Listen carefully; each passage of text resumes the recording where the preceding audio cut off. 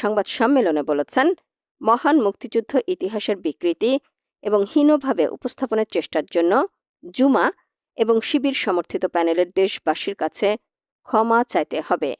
শিবির সমর্থিত প্যানেলের জুমা কিংবা সর্বমিত্র চাকমা কেউই এ বিষয়ে ক্ষমা কিংবা দুঃখ প্রকাশ করে বক্তব্য দেননি।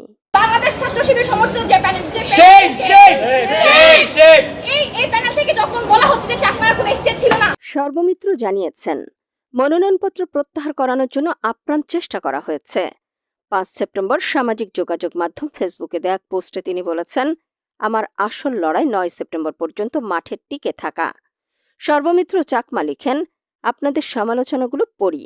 যারা লাগাতার পেছনে পড়ে আছেন তাদের গালিগালাজগুলোও চোখে পড়ে, অতটা আঘাত করে না। সব ভেবেই তো স্রোতের বিপরীতে গিয়ে স্রোতেই ভেসে থাকা। তবে রাতে ঘুমটা উধাও হয়ে যায়, স্তব্ধ থাকি কিছুক্ষণ।